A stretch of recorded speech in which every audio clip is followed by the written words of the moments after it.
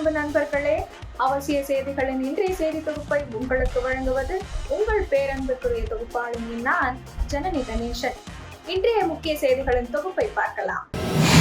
பாகிஸ்தானின் எல்லை தாண்டிய தாக்குதலின் போது ஏவப்பட்டு வெடிக்காத 42 குண்டுகளை இந்திய ராணுவத்தினர் பாதுகாப்பாக அழித்தனர். சீனாவில் செய்யப்பட்ட ஹெட்செட் போல சீனாவிடமிருந்து வாங்கிய குண்டுகள் புஸ்வானமானது. கடன் கணக்கில் சீனாவிடமிருந்து வாங்கி பூஞ்ச் மாவட்டத்தில் உள்ள ஜுலாஸ், தர்தி, சலானி மற்றும் சலோத்ரி ஆகிய எல்லை பகுதிகளில் பாகிஸ்தான் தாக்குதல் நடத்திய போது வெடிக்காத குண்டுகள் ஏராளமாக உள்ளன. அவற்றை உள்ளூர் போலீஸ் உதவியுடன் ராணுவத்தினர் அழித்து வருகின்றனர். அதன் ஒரு பகுதியாக மொத்தம் 42 வெடிக்காத வெடிகுண்டுகள் கண்டுபிடிக்கப்பட்டு அவை பாதுகாப்பாக அழிக்கப்பட்டன. பயிற்சி பெற்ற நிபுணர்கள் குழுவின் வழிகாட்டுதல் பேரில் இந்த நடவடிக்கை பாதுகாப்பாக மேற்கொள்ளப்பட்டதாக ராணுவம் தரப்பில் அறிக்கை வெளியிடப்பட்டுள்ளது. வெடிகுண்டுகள் செயலிழப்பு நடவடிக்கையின் போது எவ்வித உயிரிழப்பும் பொருட்சேதமும் ஏற்படவில்லை, பாதுகாப்பாக அழிக்கப்பட்டது என்றும் அதில் கூறப்பட்டுள்ளது.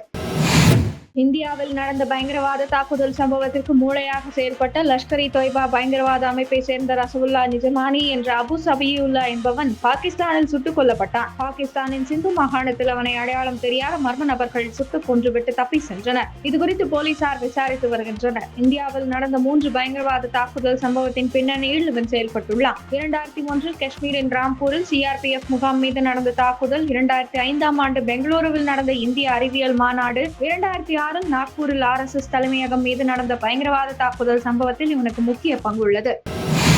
மழை காலத்திற்கு முன்பே முல்லை பெரியாறில் பராமரிப்பு பணிகளை மேற்கொள்ள உத்தரவிட கோரி சுப்ரீம் கோர்ட்டில் தமிழக அரசு கூடுதல் மனு தாக்கல் செய்துள்ளது. கேரளா, தமிழகம் இடையேயான முல்லை பெரியாறு அணை விவகாரம் தொடர்பாக சுப்ரீம் கோர்ட்டில் வழக்குகள் நிலுவையில் உள்ளன. மே 6ஆம் தேதி நடைபெற்ற வழக்கு விசாரணையின் போது அணை பாதுகாப்பாக இல்லை என்ற கேரள அரசின் குற்றச்சாட்டை நிராகரித்த நீதிமன்றம் அணை பராமரிப்பு பணியை கண்காணிக்க மேற்பார்வை குழு அமைக்க உத்தரவிட்டிருந்தது.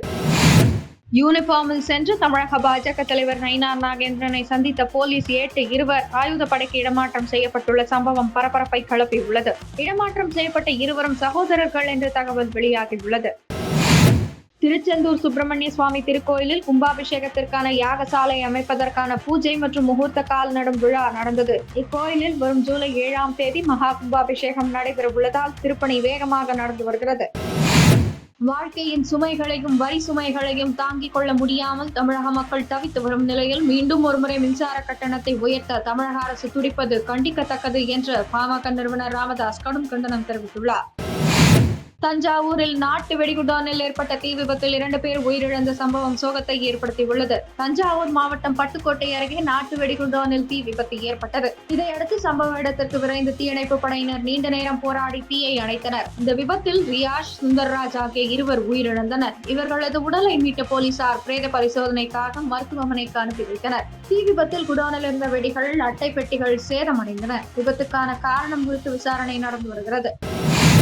சென்னை எழும்பூர் ரயில்வே ஸ்டேஷனில் கணக்கில் வராத 38 லட்சம் ரூபாயை பறிமுதல் செய்த போலீசார் இது தொடர்பாக விசாரணை நடத்தி வருகின்றனர். சென்னை எழும்பூர் ரயில்வே ஸ்டேஷனுக்கு வந்த பயணிகளிடம் ரயில்வே போலீசார் சோதனை நடத்தினர். அப்போது ஆந்திராவில் இருந்து வந்த பயணி நரேஷிடம் சோதனை செய்தபோது கணக்கில் காட்டப்படாத 38 லட்சம் ரூபாய் பறிமுதல் செய்யப்பட்டது. தொடர்ந்து அந்த பணத்தை வருமான வரித்துறை அதிகாரிகளிடம் ஒப்படைக்க உள்ளனர். மேலும் இது குறித்து விசாரணை நடத்தி வருகின்றனர்.